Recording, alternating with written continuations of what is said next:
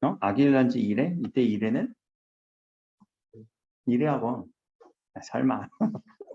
야, 1회는 무슨 단어니? 1회 며칠? 어? 진짜. 하루, 이틀, 사흘, 나흘, 그 다음은 1회? 닷새, 엿새, 1회 며칠이야? 7일, 7일. 아, 7일. 그럼 학원 이름이 7일 학원이야? 우리 학원? 응. 아니야, 다른 의미야. 우리 학원 이름은.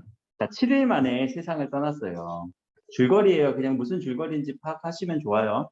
이거는 막 필기할 건 없어, 지금 여기에서. 아, 이거는 필기해놔라. 좀 7일. 하루, 이틀, 사흘, 나흘, 닷새, 엿새는 당연히 알고 있어야 돼. 그러면 7일 다음에는 한 달? 바로 한 달 넘어가? 8일 어떻게 할 거야? 여드레, 9일은 아흐레. 이렇게.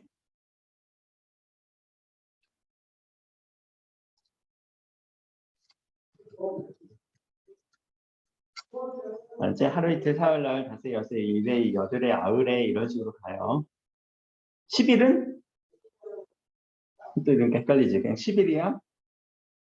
열흘 이렇게 이야기를 하죠. 하루 이틀 사흘 나흘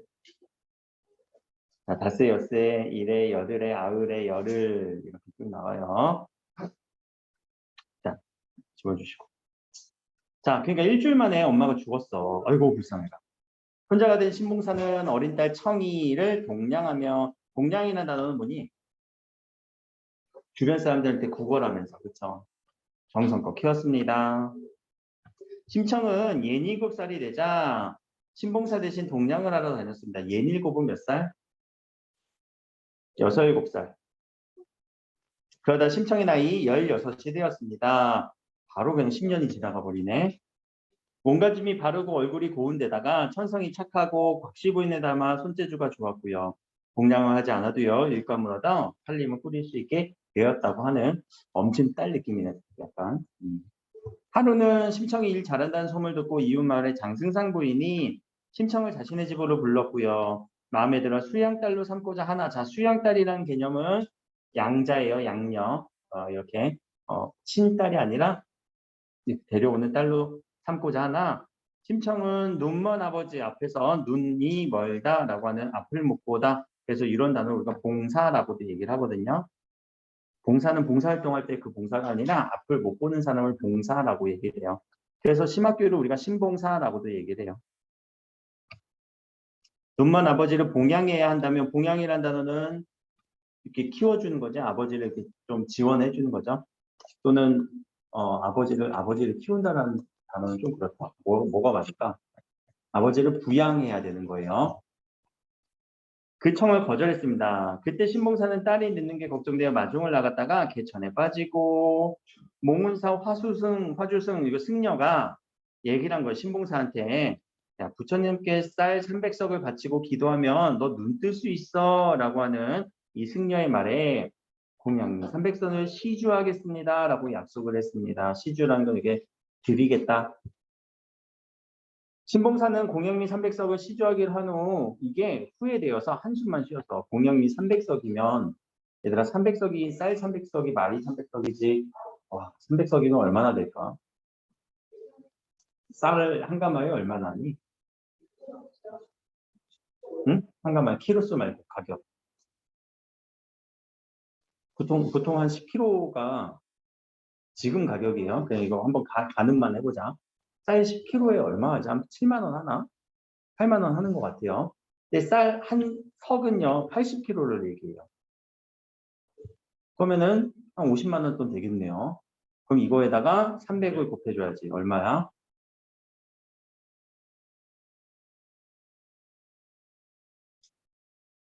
1억 5천? 야, 1억 5천이 어딨어? 1억 5천이 어딨어? 지금 이런 청이가 열심히 손품 팔아서 지금 바느질해서 돈 벌고 있는데. 그래? 막 옷공장을 차려도 시원찮은 판에. 그 모습에 심청이 까닭을 모르자 이 약속을 털어놓고 아버지 늦을 수 있는 방법을 알았는데 재물이 없어 행할 수 없니? 제 몸이라도 사갈 사람 있으면 그렇게 해서 눈뜨게 해주세요 라고 하면서 기도를 했고요. 아, 되게 착하네. 자기의 몸을 희생하면서까지. 그러던 어느 날 뱃사람들이 동네를 다니다가 제물로 바칠 젊은 여자를 산다고 했습니다. 느낌이 좀 싸하네요. 그래서 심청은 공양미 300석을 받고 자신을 뱃사람들에 팝니다. 라고 하는 요 상황이 드러나죠. 자, 신봉사는 심청이 떠나는 날에 비로소 땅이 300석에 팔려간다는 사실을 알았고요. 내가 죽고 내가 눈 뜬 듯 무슨 소용이 있느냐며 딸을 붙잡았지만 심청은 떠나고야 맙니다. 인당수에 이르러 바다는 거세지고 심청이 바다에 뛰어들 시간이 되고요. 심청은 마음을 다시 잡고 치마를 뒤집었을 때 풍덩 뛰어들게 되어 이제 인당수에 빠졌어요. 그런데 바다가 잔잔해져요. 자, 근데 인당수에 빠진 심청이가 죽은 게 아니라 바닷속에는 용궁 아주 판타지 요소가 지금 여기서 나타나고 있어. 귀한 대접을 받으면서 지냈고 그런 어느 날 광안전에 사는 옥진 부인이 심청을 만나러 왔는데 그 심청의 어머니를 여기서 만났어요. 용궁에서. 자, 심청에서 그렇게 용궁에서 돌아가신 어머니를 만나면서 나누고 헤어졌고 신봉사 입장에서는 심청이 떠나니까 엄청 슬프겠죠? 뱃사람들이 평생 먹고 살 양식을 주고 갔지만 위로가 되지 못했어.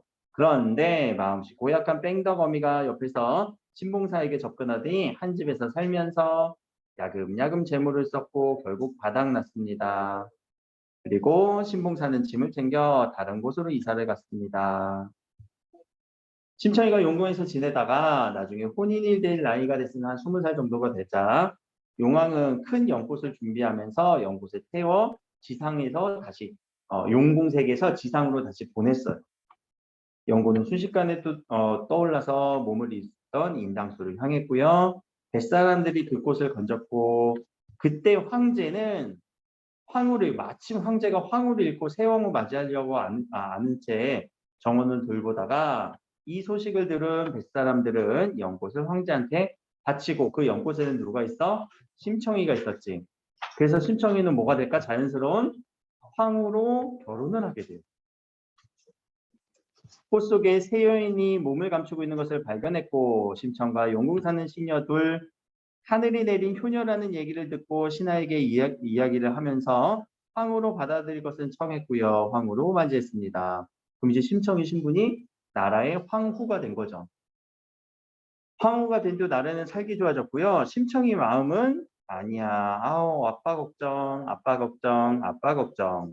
그래서 황제한테 황후의 사연을 묻자 황후는 제가 용궁 사람이 아니라 사실 저 여기서 살았던 심학규 딸이고요.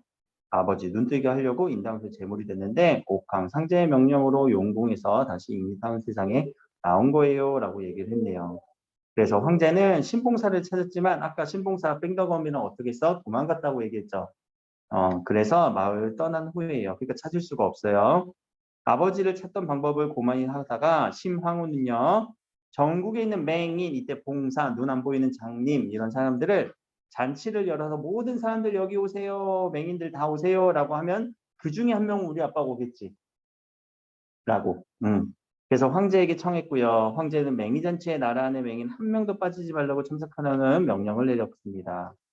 신봉사도 맹인잔치의 소식을 듣게 되었고 사또가 서울 갈 여비까지 마련해 주어 뺑덕어미와 함께 길을 가는데 뺑덕어미는 다른 사람과 눈이 맞아서 이런 나쁜 사람 봐라. 그러니까 우리가 항상 어떤 문학이라던가 또는 일상생활에서 뺑덕어미 같아 이러면 되게 나쁜 표현이란 말이야. 저 욕심 많고 의리 없고 우여곡절 끝에 맹인잔치의 마지막 날 갔고요. 이름을 말하고 얘기를 했고 이름을 하나하나 살펴보는데 심학규라는 이름은 보이지 않았어. 심학규는 우리 심청이나 아빠 기다리고 있었던 마음이 여기서 좀 드러나겠죠. 마지막 날에는 직접 가서 살펴보기로 했는데 한 사람 한 사람을 둘러봤는데 얼굴이 엄청 바뀌었겠지. 그쵸? 한 3년이라는 세월이 훅 지났으니까 여러분들도 한 3년 뒤면은 못 알아볼 수도 있어 내가. 왜냐면 이제 다들 뭐 어디 이렇게 조금씩 고치더라고. 그 염색을 한다거나 그렇게 하더라고 보통 대부분 다. 막 이렇게 눈도 두꺼워지고. 하지만 이름을 묻고 사연을 보니까 아버짐을 확인했습니다. 한 명을 이제 봤는데 그 사람의 아버짐을 만나는 장면이 나와요. 그래서 신봉사는 보고 싶은 말에 눈을 비고 힘을 주다가 울부짖었습니다. 근데 갑자기 눈이 이때 터져. 아까 공양미 300선을 내면은 눈을 뜬다고 했는데 바로 안 떴고요. 이때 신봉사의 눈이 딱 떠져요.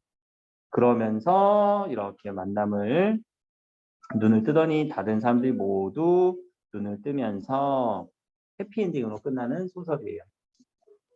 이 중에 이제 심청전 전문을 다 읽기에는 좀 길어서 여러분들은 어느 부분을 읽을까, 이제 교과서에 실린 부분은 어디일까? 근데 단 얘네가 이 심청전이 여러분들 모의고사라던가 수능에서 문제가 나올 때는 어느 부분이든 다 나올 수 있어요. 실제로도 나왔던 부분들도 많고.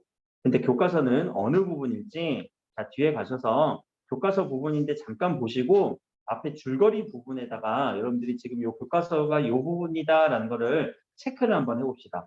대략적으로만 읽어봐야 자세히 읽을 필요 없어 지금은. 읽어보시고 교과서에 있는 내용들 잠깐 보시고 자 이거 어느 장면인지 어느 부분인지를 한번 해봅시다. 뒤에 있는 것까지 쭉 뒤까지 해서.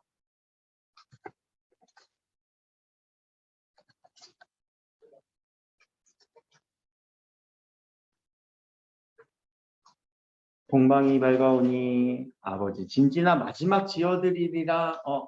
어떤 느낌이야? 팔려나가는 부분. 자 그럼 여기다 체크 한번 해볼까? 줄거리 부분에서 팔려나가는 부분 공미 삼객성에 팔려나가는 부분이라고 하는 이 부분입니다. 줄거리로 치면은 세 줄밖에 안 돼. 지금 우리가 여기서 줄 쳤을 때 이게 교과서 부분이에요.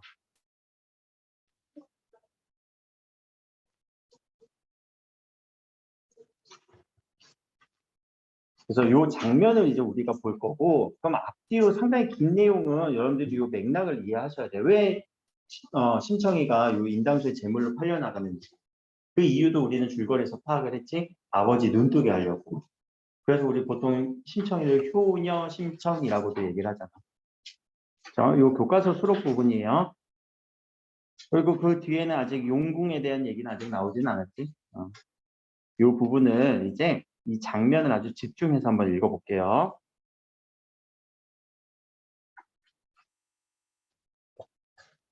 자, 여기부터는 좀 필기 하시고 하시면서 좀 집중해서 해봅시다.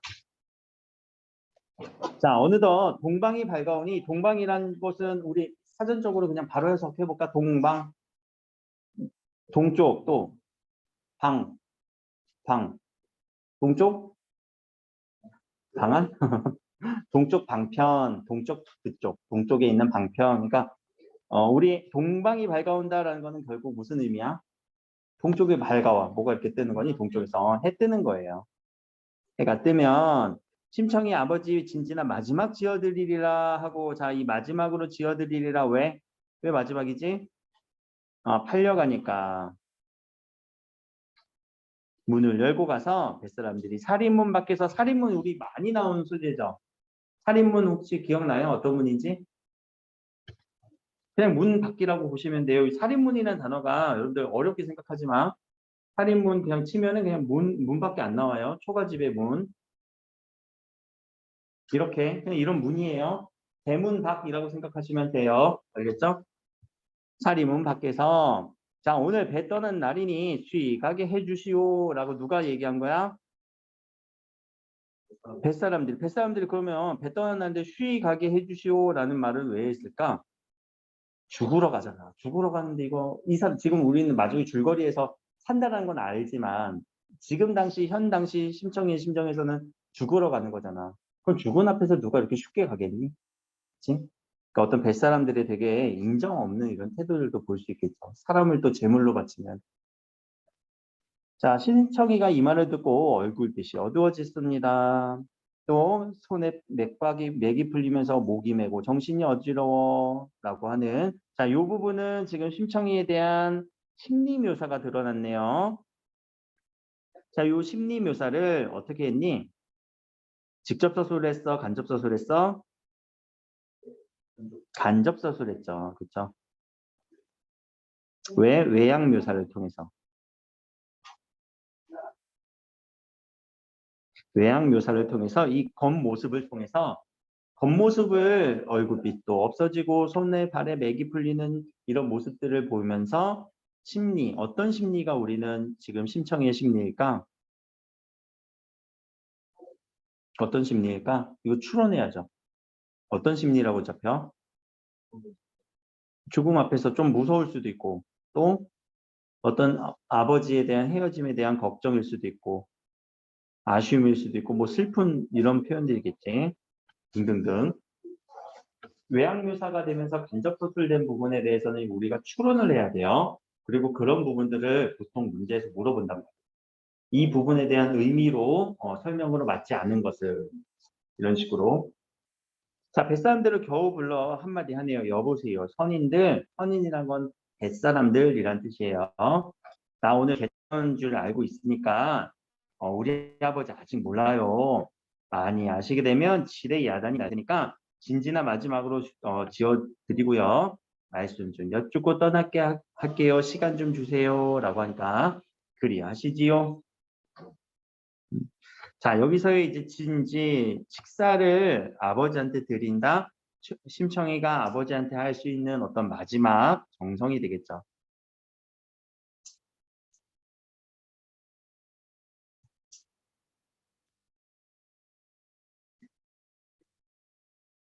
아버지께 드리는 어떤 마지막 정성으로서 심청이는 이 밥을 진지는 맛이 있게 준비를 할 것 같아요. 그리하시지요 하였습니다. 심청이는 들어와 눈물로 찌었습니다. 눈물밖에 없는 슬플 거니까. 상머리에 마주 앉아 아무쪼록 진지 많이 잡수게 하시느라고 자반도 입에 넣어드리고 자반이라는 거는 고기예요. 고기. 생선 고기. 혹은 뭐 짭짤한 반찬을 자반이라고 얘기를 해요. 입에 넣어드리고요. 김쌈도 싸서 수저에 놓으며 진지 많이 잡수셔요 라고 하는 자 이런 행동에서 심청이가 아버지에 대한 어떤 정성을 볼 수 있죠. 어떤 극진한 봉양을 볼 수 있어요.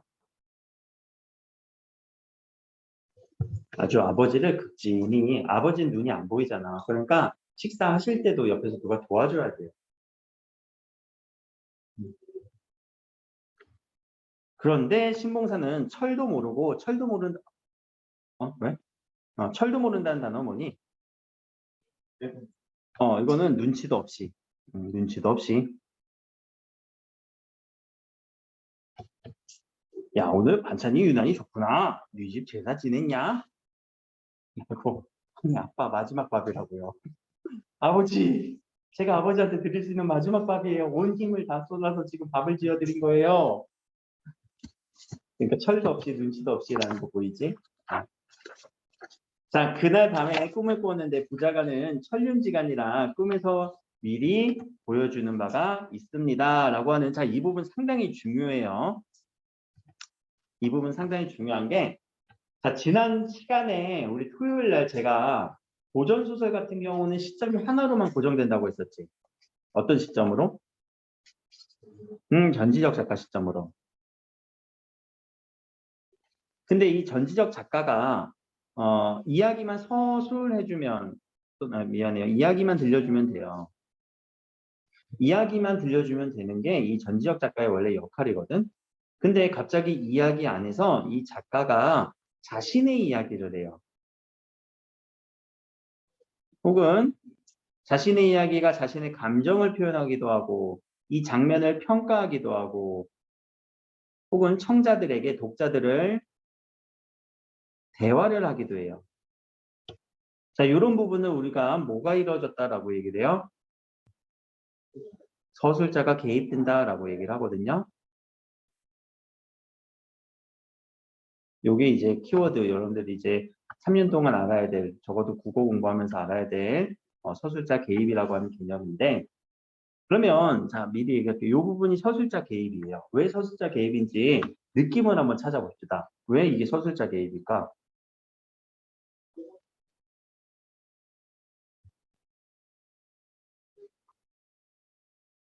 왜 서술자의 개입이라고 여기서 제시를 할까? 물어보지 않았는데 그냥 이야기만 들려줘도 되는데 야, 사실은 이야기 기껏 이제 심청이는 떠나서 이제 뭐 아버지한테 밥을 맛있게 드렸어라고 얘기를 하다가 야, 사실은 이 당시에 부자가는 천륜이야. 하늘에서 맺어준 인연이기 때문에 꿈에서 미리 보여주는 그런 상황도 있다라고 독자들한테 미리 말을 걸어버리지. 그래서 이런 상황에 대한 자신의 어떤 생각, 여기 감정평가 어떤 혹은 생각이에요. 까지 이런 생각을 밝혀주는 이 부분을 우리는 서술자가 개입했다라고 포인트를 잡아주셔야 돼요. 이 부분을 또 다른 말로 편집자적 논평이라고도 얘기를 해요. 좀 어려워요, 논평이라고. 편집자적 논평이라는 거는 자신의 생각을 논하다라는 거죠. 평가하다라는 거예요. 어렵진 않아요. 근데 편집자적이라는 거는 나중에 우리가 이야기를 막 편집하는 사람들이 중간에 왔다 갔다 하면서 자기가 이야기를 잘랐다가 뒤에 붙이기도 하고 이런 편집자가 자기가 논평을 한다는 그런 개념이에요. 결국 그냥 서술자의 개입이랑 똑같이 생각해 주시면 돼요. 이거는 누가 물어보지도 않았는데 야, 사실은 부자간 우리 자녀와 부모와 자식 간에는 천륜지간이라는 단어는 하늘에서 맺어준 인연이라는 거죠. 하늘의 인연이니까 미리 꿈에서도 보여준다? 라고 물어보지도 않는 얘기를 하고 있네. 아가, 이상한 일도 있더구나. 자, 그러면서 이제 심화풀기와 얘기가 되겠죠. 간밤에 꿈을 꾸니 내가 큰 수레를 타고 미리 꿈에서 보여줬네요. 한없이 가 보이더구나. 수레라는 것이 귀한 사람이 타는 건데 우리 집에 무슨 좋은 일이 있니? 그렇지 않으면 장승상 댁에서 너 가마태어 갈란가 보다. 아까 장승상이라는 사람 어떤 사람이었지? 장승상 부인이 신청이를 아주 귀하게 여겨서 수양딸로 삼으려고 했던 그런 사건들이 하나 있었었죠. 근데 신청이는 느낌에 아이고 아빠 그거 나 죽는 꿈인데 라고 하는 마음이 딱 와서 둘러대고 있어요. 아 그거 참 좋은 꿈이네요. 그럼 이거는 좋다라고 하는 꿈 자신의 마음을 좀 반대로 얘기한 것 같은데 무슨 법이라고 또 가까워?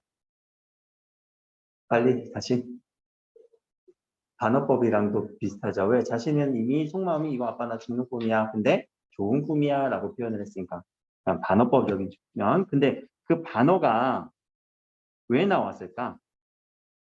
왜 이렇게 참 좋다라고 얘기를 했을까? 이걸 통해서 아버지를 안심시키려고.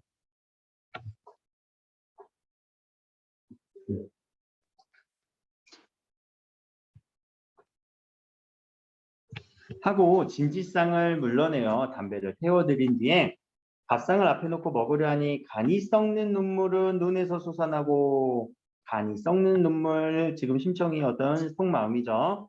아버지 신세 생각하며 저 죽을 일 생각하니 정신이 아득하고 자 그럼 이때 누구부터 또 생각하고 있어요? 아버지부터 생각하고 있어요. 여기서는 이제 인물의 성격을 볼 수 있는데 어떤 인물의 성격 심청이의 효심을 볼 수 있죠.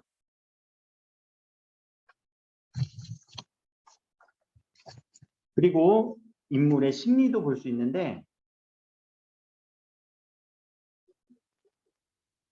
이렇게 연결할게요. 인물의 성격은 심청이의 효심. 또 인물의 심리는 어떤 심리가 지금 들어? 저 죽을 일 생각하니까 아득하대요. 절망감이죠. 절망감. 아주 큰 슬픔이죠. 그래서 밥도 못 먹고요. 물렀습니다. 그런데 심청이 사당에 자, 요 사당이라고 하는 거는 신을 모셔놓는 조상의 신주를 모셔놓는 곳이에요. 하직이란 단어는 인사하는 거지. 헤어질 때 하는 인사. 하고 들어갈 때 다시 세수하고요. 사당문을 가만히 열고 인사를 올렸습니다. 이제 저 갈게요. 조상님들 저 갈게요. 인사하고 있어요. 못난 여손이라고 하는 거는 여자 후손이에요. 여자 후손.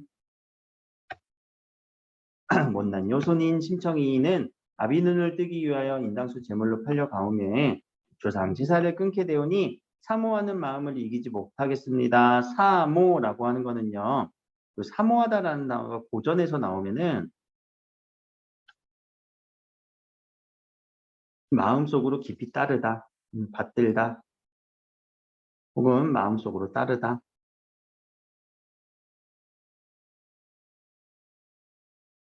보통 이렇게 쓰여요. 지금은 우리가 사모하다라는 거는 어떤 뭐 그리워하다, 사랑합니다 이런 마음으로 많이 쓰이는데 고전에서는 보통 제가 사모하는 마음을 이기지 못하겠습니다. 조상님들을 받드는 마음을 이기지 못하겠습니다. 마음속으로 따르는 마음을 이기지 못하겠습니다. 네, 일반적으로 많이 쓰여요. 이런 식으로. 울며 하직하고 아버지 앞에 나와 두 손을 부여잡고 기절하니 기절하니 이제 불안해하는 거예요. 신봉사가 깜짝 놀라 기절이라는 건 갑자기 막 그렇게 픽 쓰러지는 것보다 아주 지금 자신의 마음을 하직 인사를 하고 뭔가 불안해하는 그런 표현이죠.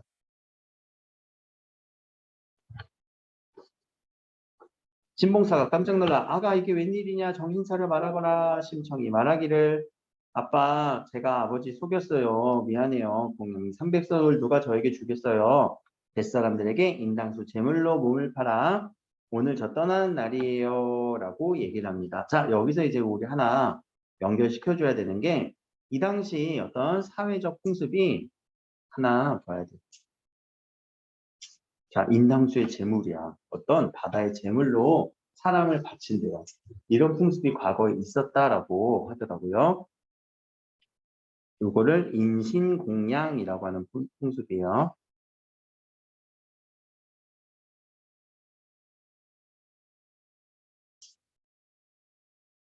인신공양은 사람을 제물로 바치는 거.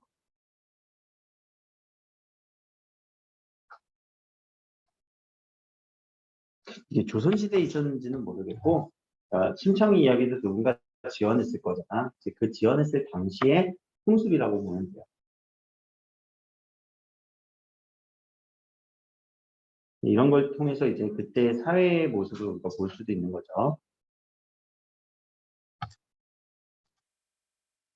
신봉사가 이 말 듣고 참말이냐 아이고 아이고 이게 웬 말인고 못 가리라 못 가리라 참말이냐 참말이냐 계속 반복하고 이게 웬 말이고 못 가리라 못 가리라. 자 여기서도 갑자기 운율 느껴지지 않니? 아이 참말이냐 참말이냐 아이고 아이고 이게 웬 말이고 못 가리라 못 가리라 라고 하면서 반복법이 쓰이면서 운율 형성까지. 자, 이게 분명히 소설인데 왜 갑자기 운율이 형성되면서 이런 느낌이 있냐면은, 이 신청자는요, 나중에 판소리계 소설로서, 판소리를 하면서 노래를 부르면서 이야기도 들려주기 때문에 이런 운율의 형성도 중간중간 나오게 돼요.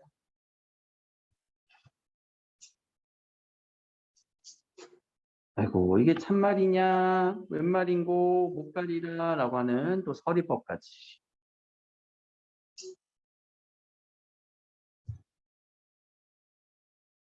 내가 날더러 묻지도 않고 내 마음대로 한 말이냐 계속 서리법으로 너 그렇게 마음대로 했어. 내가 살고 내가 눈을 뜨면 그는 마땅할 일이나 자식 죽여 눈을 뜬다 그게 찰 일이냐. 자 여기서도 문장 구조 한번 봅시다. 내가 살고 내가 눈을 뜨면 마땅히 할 일이나 자식 죽여 눈을 뜬들 그게 차마 일이냐. 문장 구조가 상당히 유사하죠. 이 앞뒤로 앞부분과 뒷부분이 서로 뭐가 있나요? 내가 살고 내가 눈 뜨면 마땅히 할 일이나 자식 죽여 눈을 뜨면 그게 할 일이냐. 비슷한 구절이 바로 짝지어서 나오는 거 우리 무슨 법이라고 했지? 오케이, 대꾸법. 대꾸법도 운율 형성을 하는 그런 포인트예요.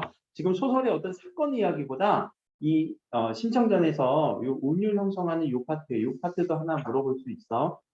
심학규의 이 신봉수의 아버지의 말 속에서 찾을 수 있는 효과 다 찾아주세요. 서리법이 쓰였어요. 반복법이 쓰였어요. 또 대꾸법이 쓰였어요. 선생님 시가 아닌데요. 찾아줄 수 있다. 너의 어머니 늦게야 너를 낳고 초 1회 안에 죽은 뒤에 1회 무슨 단어라고? 7일 만에 죽은 뒤에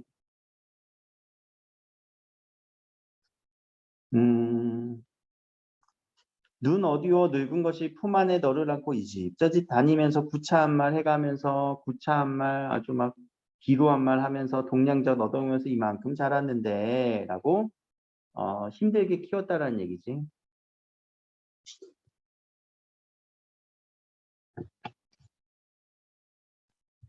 내 아무리 눈 어두우나 너를 눈으로 알고 너의 어머니 죽은 뒤에 걱정 없이 살았더니 이게 무슨 말이냐라고 하면서 상당히 충격이죠.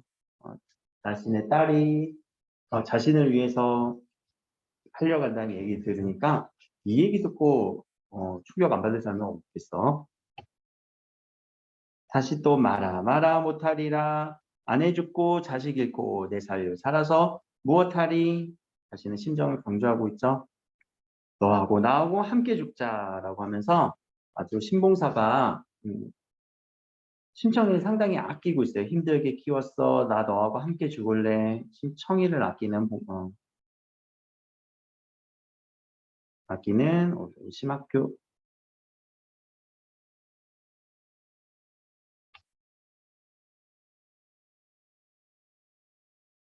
눈을 팔아 너를 살터에 너를 팔아 눈을 뜬들 무엇을 보고 하고 눈을 뜨리. 자, 눈이 뜨면 딸이라도 딸 얼굴 한 번도 못 봤었잖아 지금까지.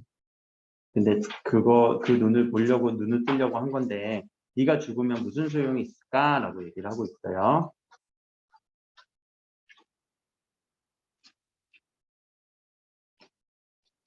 자, 근데 아직 신봉사의 말이 심학규 아버지의 말이 안 끝나 있어. 여기까지가 심학규의 말이에요.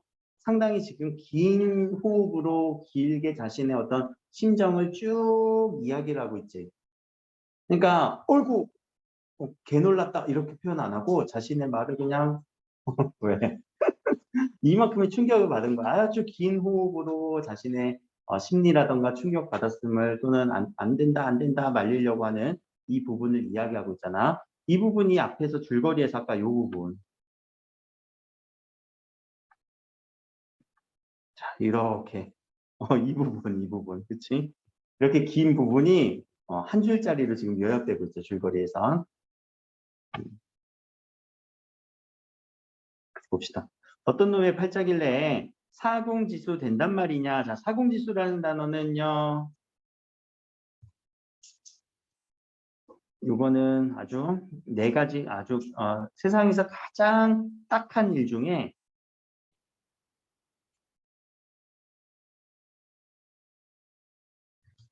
가장 딱한 일,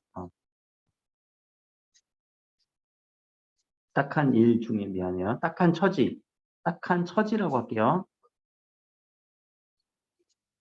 처지 중 첫 번째. 사궁 가장 딱한 네 가지 일 중에서 가장 첫 번째 되는 일이에요. 요 딱한 처지 중 첫 번째가 누구를 의미하냐면요. 늙은 호랍이 늙은 과부 부모 없는 아이 고아 얘기하는 거지. 그리고 자식 없는 늙은이.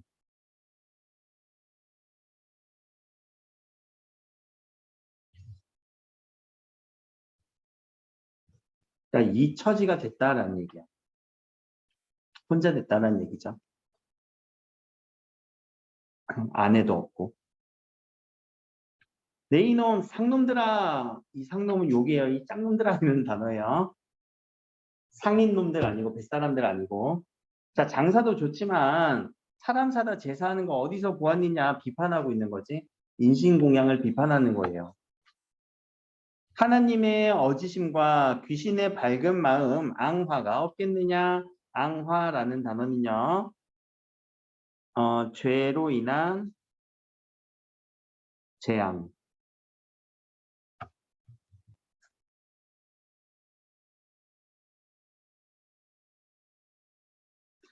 하나님의 어지심과 귀신의 밝은 마음인데 너 이거 앙화가 없겠냐? 너희들 분명히 벌 받을 거야 라는 의미예요. 야 사람 이렇게 팔아서 제사 지내는 게 어딨어? 너희들 분명 벌 받을 놈들이야. 눈먼 놈의 문안동녀 철모르는 어이아이 누구? 심청이. 나 모르게 유인하여 값을 주고 산단 말이냐? 돈도 싫다 쌀도 싫다 내 이놈의 상놈들아 라고 하면서 상당히 비판을 하고 있죠. 옛 글은 모르느냐?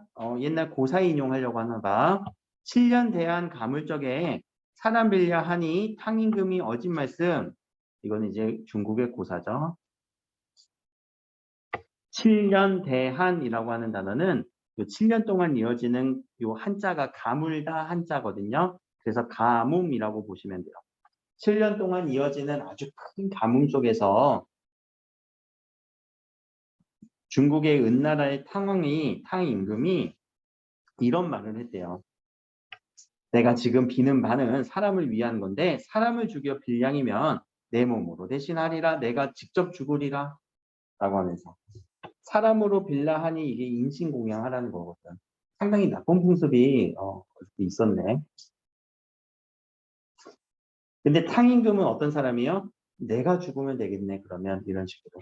야, 내가 사람들 살리려고 하늘에 비는 건데 이런 사람을 어떻게 죽게 하니? 내 몸으로 대신하리라 라고 하는 옛날 이 고사를 인용하면서 몸소 희생하여 정의하여 상님들에 빌었더니 자 정하다 깨끗하게 하여 요 요건 숲이에요. 그냥 숲 생각하면 돼요. 거기서 빌었더니 천리 넓은 땅에서 큰 비가 내렸습니다. 라고 하는 이런 중국 고사를 인용해서 야, 그런 일도 있는데 너희들 야, 내 몸으로 대신감이 어떠하냐? 내가 차라리 대신 갈게. 청의를 아끼는 마음이지.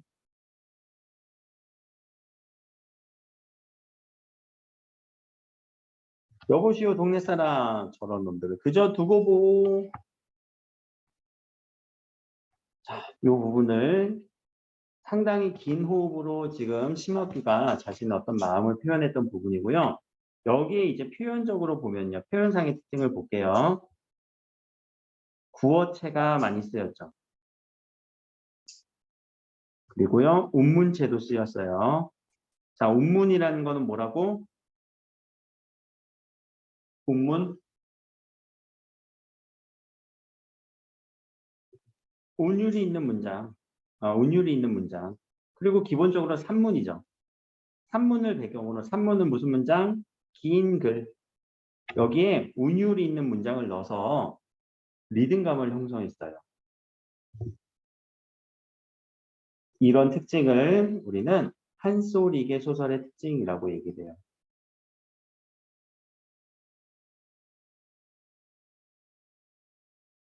한소리계 소설이 여러 특징들이 있는데 그 중에 한 특징이 여기서 나타나고 있어요. 한소리라는 건 여러분들 어떤 상황인지 알죠? 한소리라는 거는 노래를 창을 아이고 이런 식으로 창을 부르는 사람이 나와서 이야기까지 겸하면서 소설을 들려준단 말이에요. 그런데 그런 판소리계 소설은요, 그 가창자가 와서 이렇게 글을 읽니? 낭독을 하니?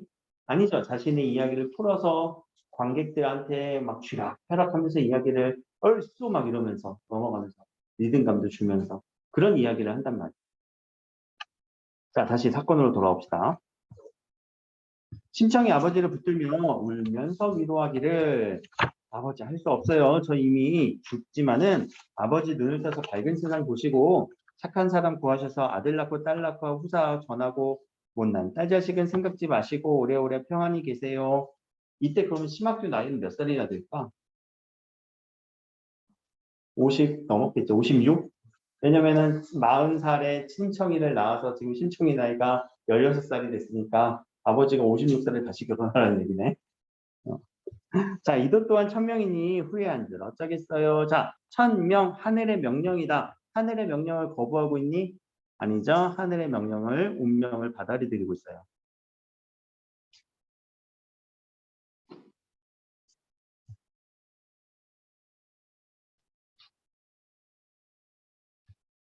뱃사람들이 그의 딱한 형편을 보며 앉아서 공론하기를 서로 이야기 주고받는 거죠. 의논하기를 공론은 의논하다라고 읽어주면 돼요. 자, 소저라는 단어 저번에 시간에 한번 얘기했던 것 같은데 요거 무슨 단어라고? 여자 아가씨. 우리 아가씨라는 단어. 애기씨, 아가씨, 젊은 여자한테 붙이는 단어예요.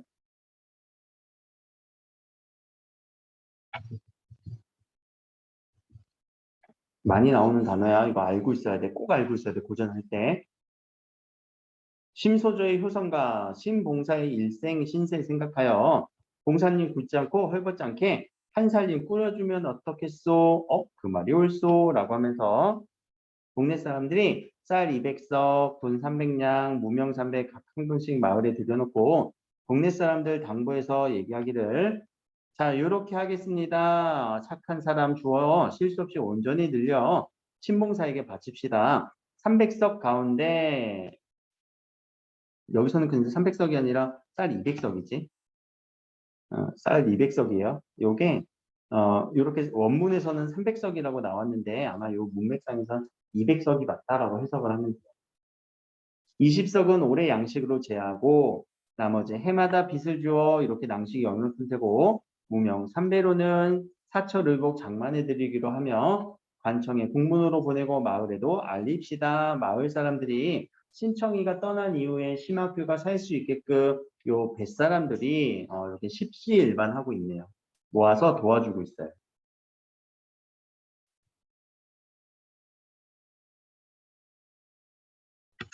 자, 구별을 다 짓고 요거는 일을 잘 정리하고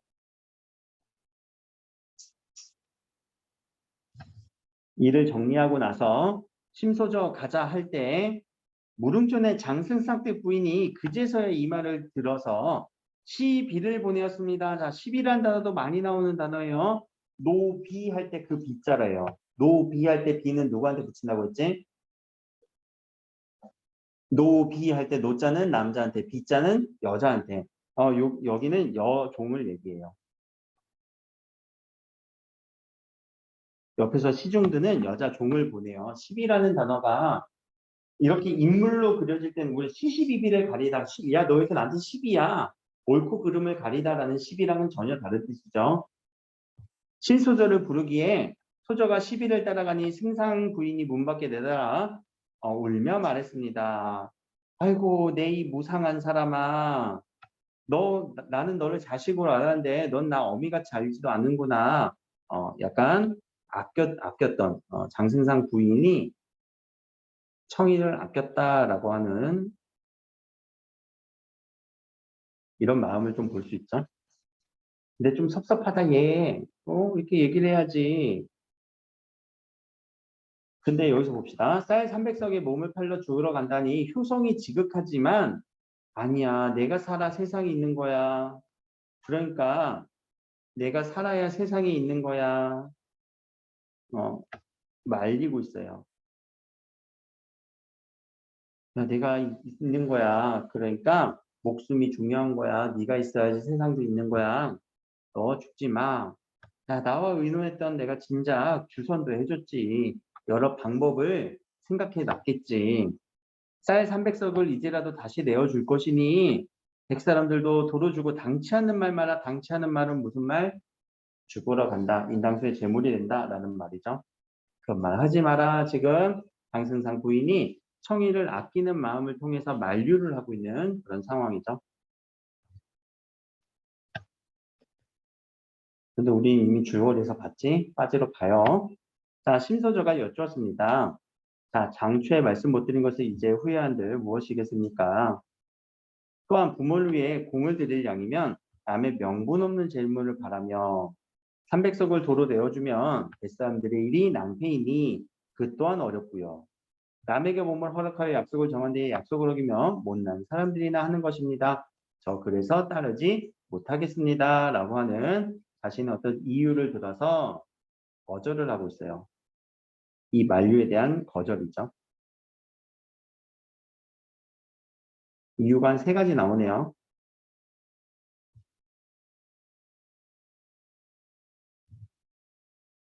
남의 명분도 없는 재물입니다. 뱃사람들이 낭패를 받습니다. 약속 어기면 못난 사람이에요. 라고 하는 이런 세 가지 이유를 들어서 염치가 있음을 또 드러나고 뭐 어떤 책임감도 있고 또 고집도 좀 있는 것 같기도 하고 하물며 값을 받고 몇 달이 지난 뒤에 차마 어찌 낯을 들어 무슨 말을 하겠습니까? 부인의 하늘 같은 은혜와 착하신 말씀은 저승으로 돌아가서 결초보은이라는 단어 혹시 무슨 단어인지 아니? 죽어서도 은혜를 갚는다라는 거예요. 맞아요.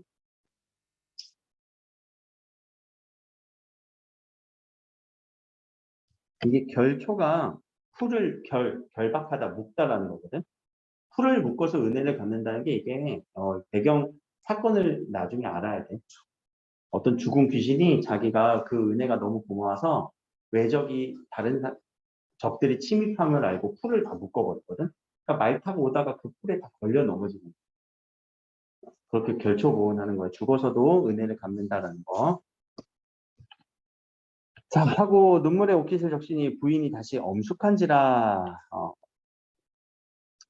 할 일 없이 다시 말리지 못했고 심수자가 울며 엽죽기를 부인은 전생에 나의 부모입니다. 어느 날 다시 모이겠어요? 저 글 한 수 지어서 정을 표현하게 할게요. 라고 해서 이야기가 산문이 이어지는 내용에 이제 뒤에 보면 시가 한 편 나오죠? 운문이 결합되는 이런 효과가 하나 나와요. 그래서 붓을 들고 글을 썼는데 눈물이 비가 되어 점점 떨어지니 송이송이 꽃이 되어 그림 족자가 되었습니다. 족자라는 거는 그거 있죠. 이렇게 돌돌 많은 두루마기. 두루마기 이렇게 글 쓰는 거. 안방에 걸고 보니 글은 이러했습니다. 여기 이제 운문 부분이 나오겠죠.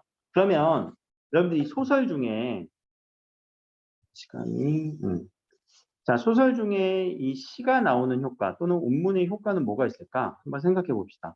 시가 나오다가 소설이 쭉 이어지다가 이렇게 시가 나오면 무슨 효과가 생겨요? 어떤 효과가 있는 것 같아? 이야기가 쭉 전개되다가 갑자기 호흡이 좀 바뀌죠. 리듬감이 좀 리듬감도 생기고요. 효과는 어떤 호흡의 변화가 일어나요. 독자들의 호흡의 변화가 일어나고요.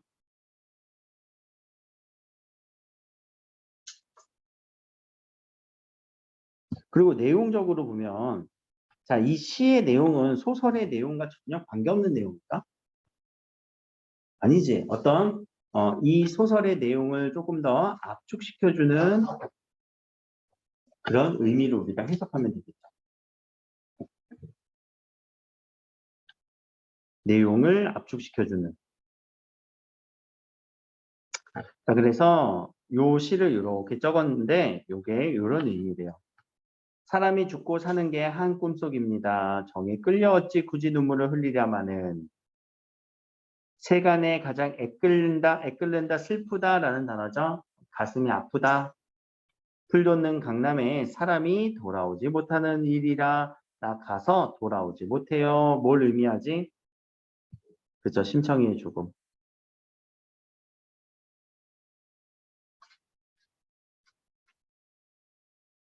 자, 뭐 죽는 거 크게 어차피 세상 일이니까 사람이 죽고 사는 거 똑같은 일이니까 나는 별로 이렇게 뭐 눈물 안 흘릴 수는 있지만 내가 돌아오지 못하는 건 좀 안타깝네. 죽으면서 내가 돌아오지 못하는 건 좀 안타깝네요. 라고 이런 시를 내용하면서 죽음을 앞둔 심청이의 이 마음을 표현해주고 있죠.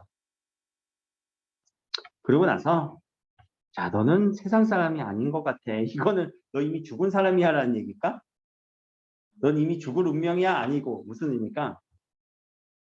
너 선녀야. 너 뛰어나 라는 얘기죠. 분명 인간의 인연이 닿아요. 상제께서 옥황상제예요. 옥황. 상제께서 부르는 거니 내 어이 피할 소냐 라고 하면서 피할 수 없다. 이것도 운명이다 받아들이고 있죠. 내가 이거에 맞추어 또 글을 한번 지어볼게. 서로 글을 주고받고 하고 있네요.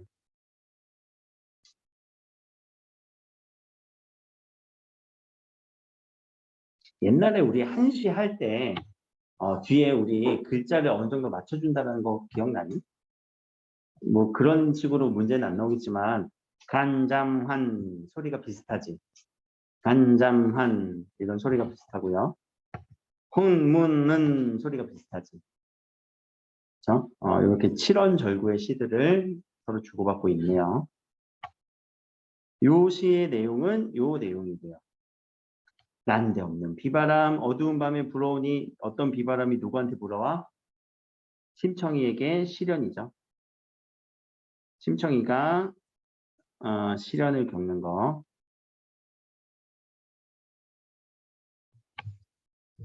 아름다운 꽃은 누구를 의미할까? 청이, 심청. 날려서 네 집 문에 떨어지나 인간의 귀양살이 하늘이 정하셔서 아비와 자식으로 하여금 정을 끊게 하는구나. 심청의 죽음에 대해서 또 다시 인간의 귀양살이라고 표현을 한 거는 지금 이 부인의 생각이에요. 선녀였어. 선녀는 하늘에 사는 사람이죠. 선녀가 심청이로 귀양 온 거예요. 그러고 나서 심청이가 다시 선녀로 돌아가는 거. 죽음으로써 하늘로 돌아간다라고 하는 여기서의 세계관을 한번 볼까? 하늘에 있는 천상계의 세계관, 지상계의 세계관. 그래서 우리는 이원적 세계관이라고도 얘기를 해요. 이런 세계관은.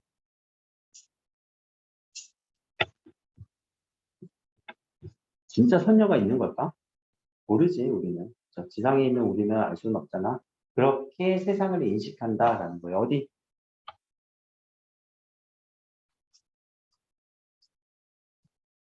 그러니까 이 부인의 시에서는 우리가 이제 이거 지금 요 당시 사람들은 시대적으로 어떤 이원적 세계관을 가지고 있었구나. 천상계와 지상계, 인간 세계가 서로 분리되어 있다라고 생각을 하고 있구나.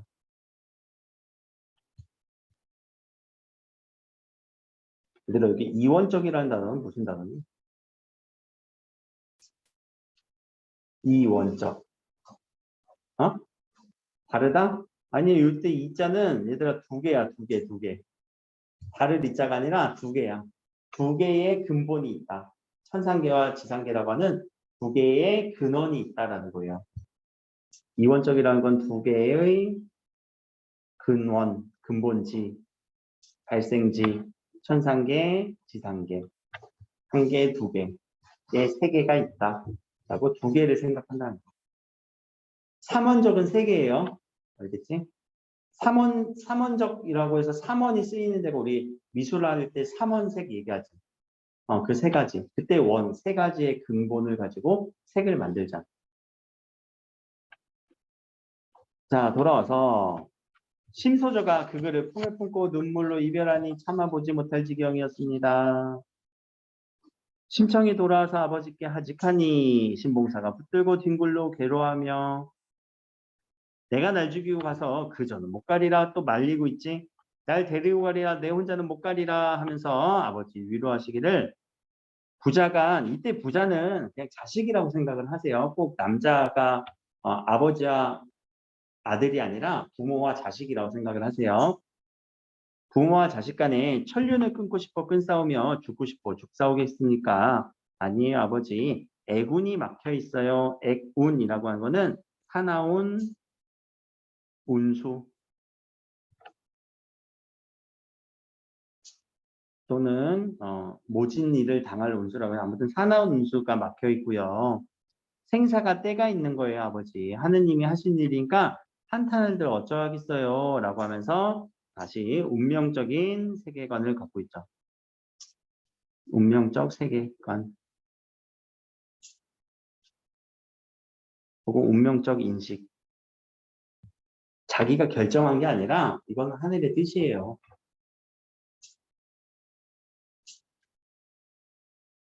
인정으로 한량이면 떠날 날이 없을 겁니다. 사람이면 안 떠나겠죠. 이거는 하늘이 정한 일이에요 라고 해서 상당히 죽음 앞에서도 좀 담담한 심청의 모습이네.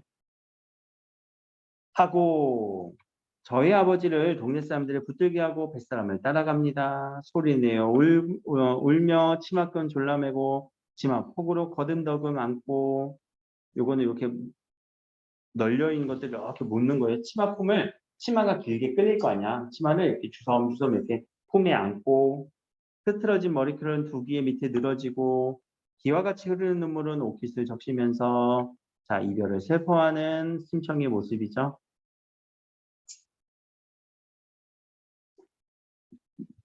아버지와의 이별.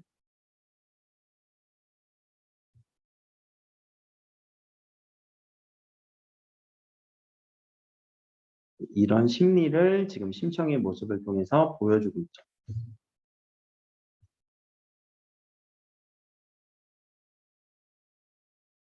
엎어지며 엎어지며 엎어지는 거예요. 앞으로 넘어지며 자빠지며 붙들어 나갈 때 건너집을. 그러니까 제대로 못 걸어가 나가는 거야. 지금 이제 거의 죽으러 가는 거니까.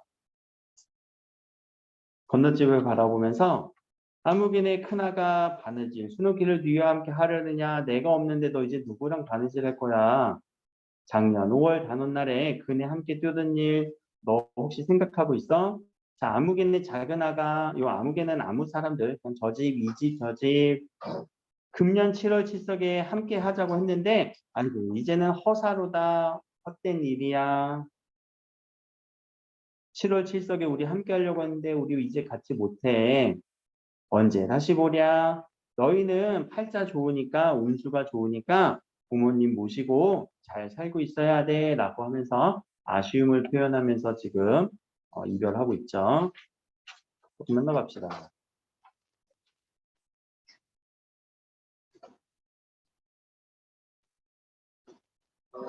자, 동네 남녀노소 없이 눈이 붓도록 서로 붙들고 울었고요. 마을 어귀에서 서로 손을 놓고 헤어졌습니다.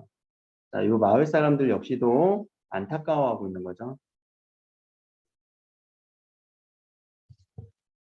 그때 하느님이 아시던지 밝은 내일은 어디 가고 어두침침한 구름이 자욱하며 청산이 찡그리고 있고요. 강문 소리를 흐느끼고 엉엉엉엉 울고 있고요. 흐느러져 곱던 꽃은 시들어졌고요. 하늘이 버들가지도 졸듯이 휘들어졌고요. 복사꽃은 슬프듯이 피어 있네요. 여기서 나오는 우리 문학적 지금 시에서의 표현 방식 어떤 표현이 드러나고 있니? 갑자기 이런 자연물들이 어떤 느낌을 들어? 청사는 찡그리고 있어. 또 강물은 흐느끼고 있어. 꽃은 시들었어. 버들가지는 졸고 있어. 복사꽃은 슬퍼하고 있어. 이런 사물들을 의인화시켰지. 또 이런 감정들을 표현했네요. 감정을 이입했죠.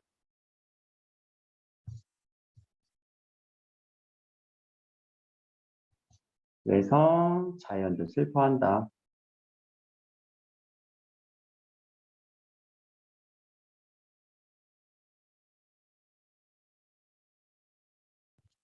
이 하늘도 슬퍼함이 심청이의 슬픔인 거죠.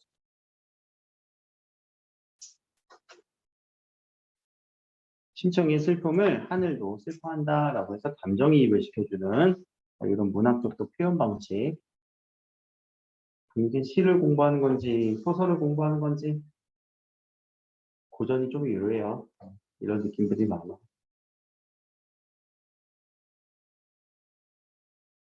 문노라 적개꼬리 누가 이별하였길래 벗을 불러 울어대고 뜻밖의 두견이는 피를 내어 우는구나. 자, 꾀꼬리 두견새 다새예요. 다 이별해서 울어대고 있고요. 두견이도 피를 내어 울고 있대요. 똑같이 감정이입이 되는 소개들이죠. 밝은 달 너른 산은 어디 두고 애끓는 슬픈 소리 울려서 보내느냐. 내 아무리 가지 위해서 가지 마라. 울것만은 값을 받고 팔린 몸 자신의 심청이 처지죠. 어찌 다시 돌아올까? 나 돌아올 수 없어. 안타까워.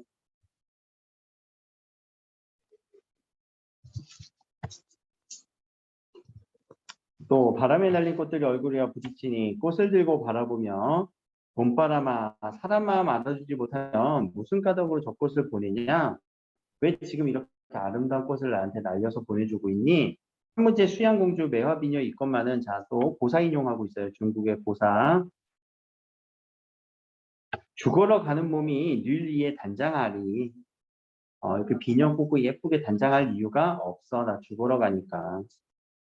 앞산에 지는 꽃이 지고 싶어서 지리마는 마지못해 이리려니 누굴 탓하고 누굴 원망하리요 라고 해서 앞산에 지는 꽃이 지고 싶어 지리랴 꽃이 지는 것처럼 어쩔 수 없는 일이에요. 자신의 죽음은 꽃이 지는 것 같이 어쩔 수 없는 일. 즉, 운명을 받아들임.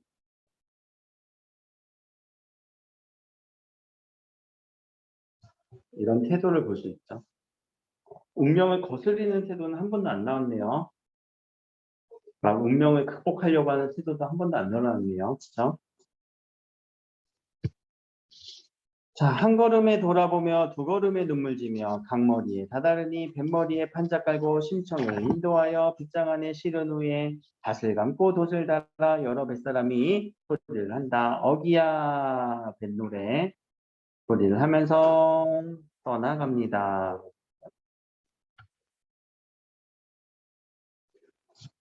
이렇게 우리가 내용적인 부분을 좀 봤는데요. 자, 밑에다가 조금 필기를 할게요. 이 심청전은요. 판소리계 소설이에요.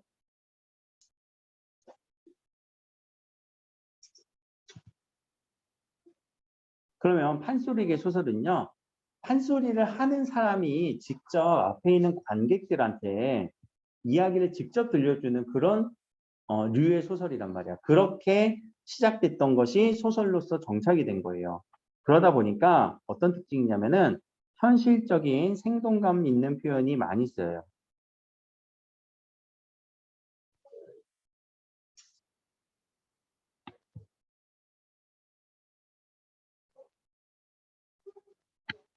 그리고요, 이 판소리계 소설은요, 어떤 개인의 창작물이 아니에요. 공동 창작물이기 때문에 그래서 여러 사람들이 입에서 입으로 전해지던 이야기들이 끝없는 민중들이 참여를 하는 이야기가 들어가요. 그 민중들이 참여한다는 특징은 뭐냐? 개작이 일어나고요. 끊임없는 개작이라는 단어가 무슨 표현일까? 고쳐지는 거야. 여러 버전의 심청전이 있어.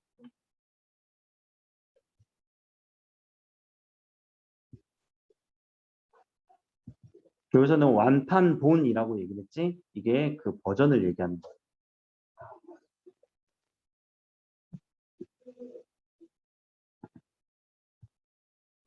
이야기가 막 다른 데서는 다른 이야기로 또 바뀌어.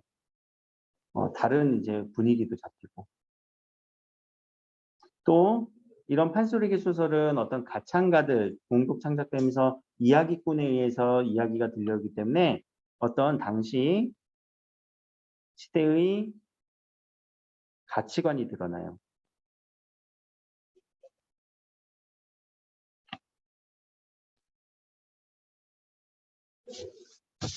즉 어떤 조선 후기의 모습, 이게 조선 후기에 이제 나오는 거다 보니까 조선 후기의 모습이 반영되어 있다라고 보면 돼요.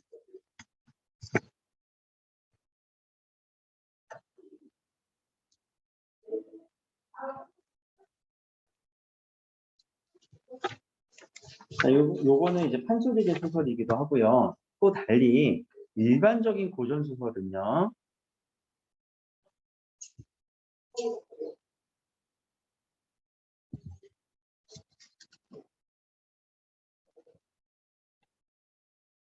일반적 고전 소설이 우리가 전이라고 얘기를 하거든요. 무슨 전? 이 전은요. 탄생부터 죽음까지예요. 탄생, 출생부터 이야기가 시작이 돼요. 홍길동전도 홍길동이 영웅적인 모습만 그리지 않고 홍길동이 어떻게 태어났는지부터 이야기를 다루고 있지. 그리고 나서 뭘 겪냐? 고난을 겪어요.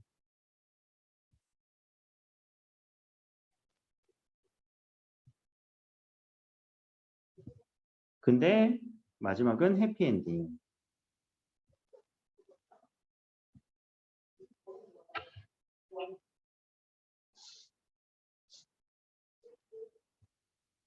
여기 이제 심청전의 특징은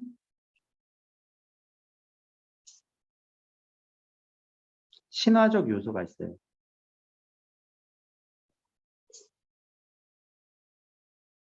신화, 뭔가 신의 이야기처럼 신비한 이야기. 어떤 것이 신비한 이야기였니? 용궁. 용궁에서 또 부활하죠. 일반적인 고전 소설에 심청전에 의한 신화적 요소가 포함된 거네요. 그래서 이런 부분들을 우리가 비현실적 요소라고도 얘기를 해요.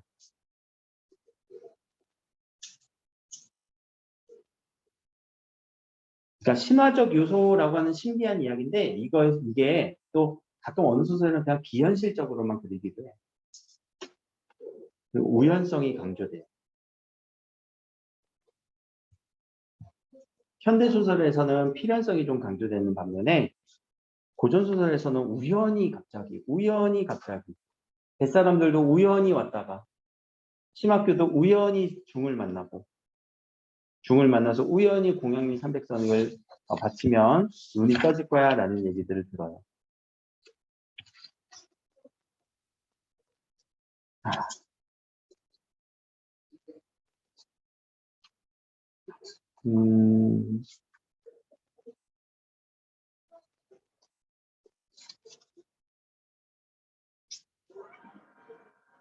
시끄러.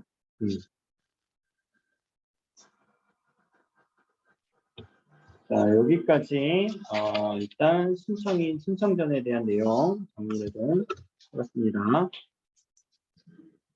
별 내용 아니지?